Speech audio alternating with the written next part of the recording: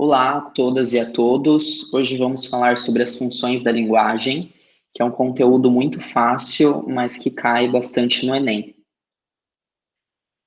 As formas linguísticas, elas são criações humanas que carregam consigo valores e perspectivas, limitando assim que a produção de textos atinja neutralidade. Um leitor proficiente deve estar atento a isso.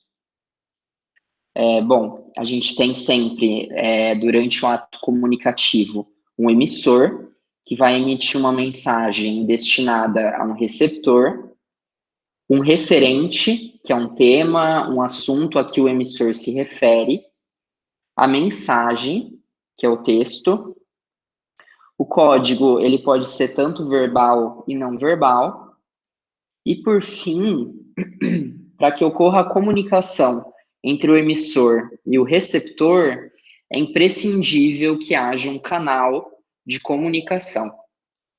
Essa sistematização do ato comunicativo, que identifica 6 fatores constitutivos da comunicação, foi elaborada pelo linguista russo Roman Jakobson. Em sua formulação, o emissor produz uma mensagem que é dirigida a um receptor.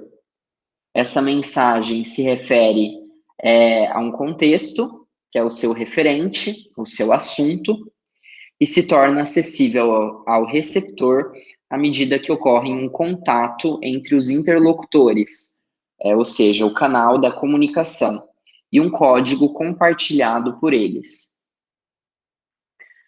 Falando mais especificamente sobre as funções da linguagem, como em diferentes contextos, cada um dos fatores constitutivos da comunicação pode ser posto em evidência, a cada um deles corresponde uma função da linguagem.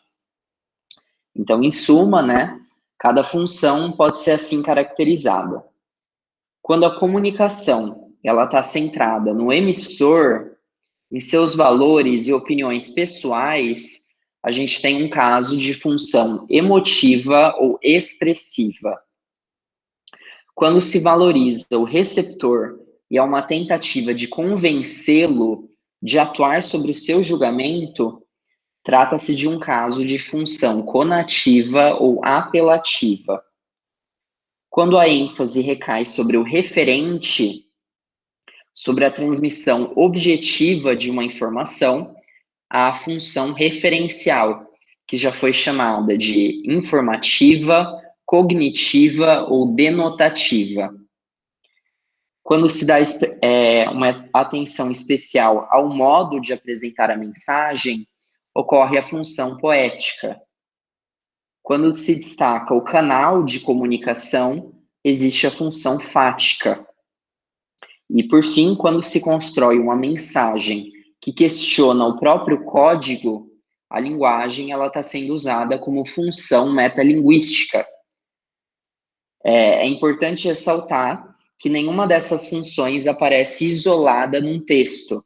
A rigor, todas estão presentes na comunicação, podendo haver a predominância de uma ou outra sobre as demais. Agora, a gente vai esmiuçar função por função, a começar pela emotiva.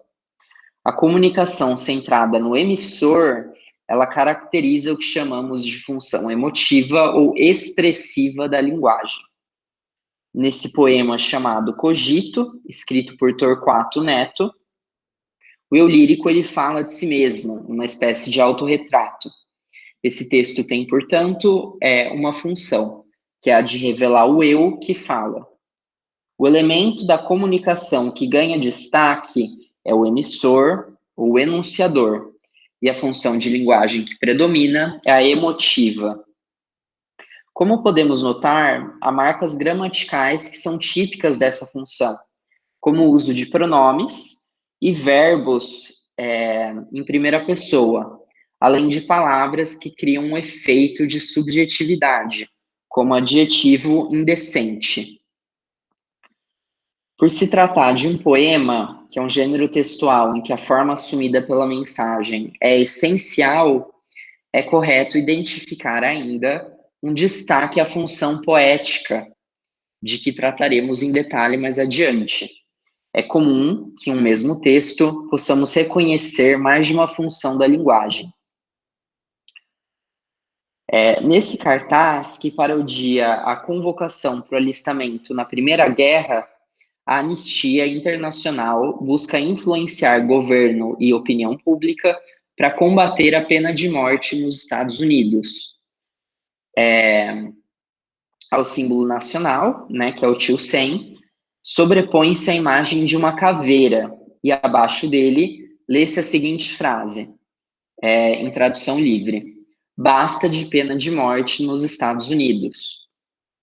Entre os fatores do ato comunicativo, esse texto ele põe em evidência o receptor, já que o propósito é influenciá-lo e atuar sobre ele.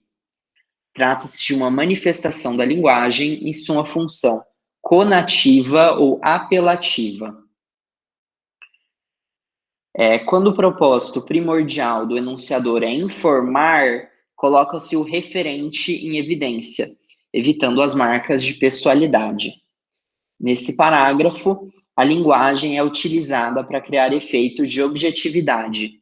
Não se manifesta qualquer preocupação de exprimir sentimentos, avaliações particulares, ou mesmo de influenciar diretamente o receptor. Para obter esse efeito, o enunciador ele assumiu uma abordagem impessoal, não fazendo menção à primeira ou à segunda pessoa, utilizando apenas a terceira pessoa discursiva. Os adjetivos utilizados também buscam tratar de forma impessoal os elementos abordados. Então, para descrever, por exemplo, os paredões, adota-se o adjetivo rochosos, e não belos ou impressionantes, por exemplo. Esse destaque ao próprio assunto, de modo impessoal e objetivo, caracteriza a linguagem em sua função referencial. Então, falando sobre função fática, a simples manifestação de disposição para dialogar, ela dá origem a muitas mensagens. Os cumprimentos cotidianos, como bom dia, boa tarde, entre outros, por exemplo, mesmo quando são automáticos, eles fortalecem a ideia de que pertencemos a uma comunidade. O simples ato de estabelecer contato com o próximo indica a existência de um canal de comunicação. Quando a linguagem se manifesta com essa finalidade, é a função fática a predominante. Outros tipos de referência ao próprio contato, ao canal de comunicação, também são manifestações da função fática. Ao telefone, pode-se checar se o canal está funcionando, como você está ouvindo, por exemplo. Em aplicativos de mensagem, pode-se confirmar o recebimento de uma mensagem por meio de um OK recebido, tá? E ao abrir o canal de comunicação com olá e fechá-lo com até mais, ou testá-lo ainda com, por exemplo, você está prestando atenção, são manifestações fáticas da linguagem. No conto Diálogo de Todo Dia, o Carlos Drummond de Andrade obtém o efeito de comicidade, explorando essa função da linguagem na conversa dos personagens. Função metalinguística. Quando o emissor usa a linguagem para tentar explicar melhor algo que disse antes, desfazer um mal-entendido, comentar o próprio uso dos recursos linguísticos ou o modo de construção da mensagem, a linguagem ela está sendo usada para tratar de si mesma, que caracteriza, portanto, a função metalinguística.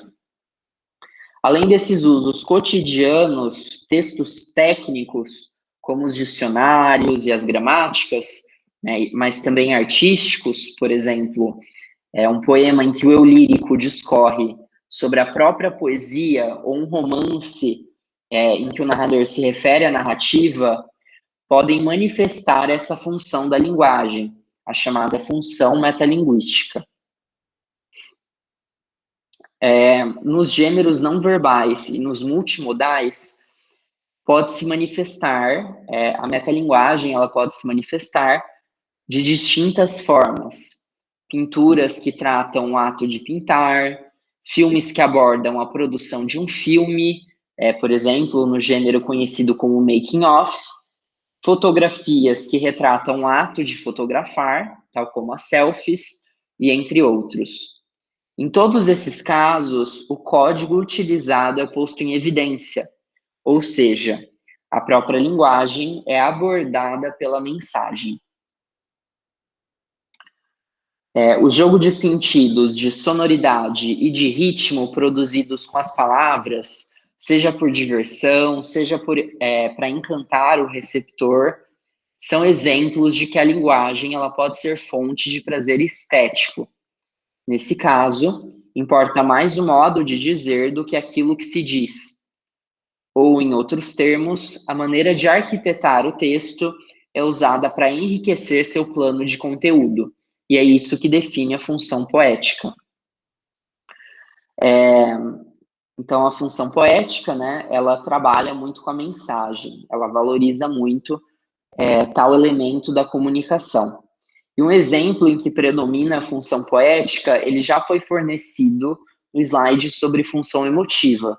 Então, qualquer coisa, vocês podem voltar esse vídeo. Aqui eu deixo algumas questões, eu vou passar rapidinho por elas, então eu peço que vocês pausem conforme as questões elas vão mudando. E ao final vai aparecer o gabarito delas.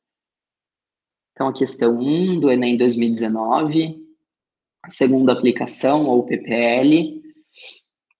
A questão 2, também do Enem 2019, só que a primeira aplicação. A questão 3, do Enem 2018, primeira aplicação. Questão 4, da mesma prova.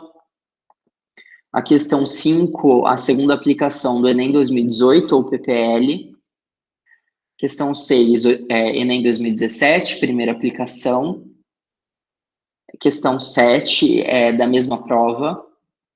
E questão 8, da reaplicação do Enem 2017. Então, aqui está o gabarito. E bons estudos para todos.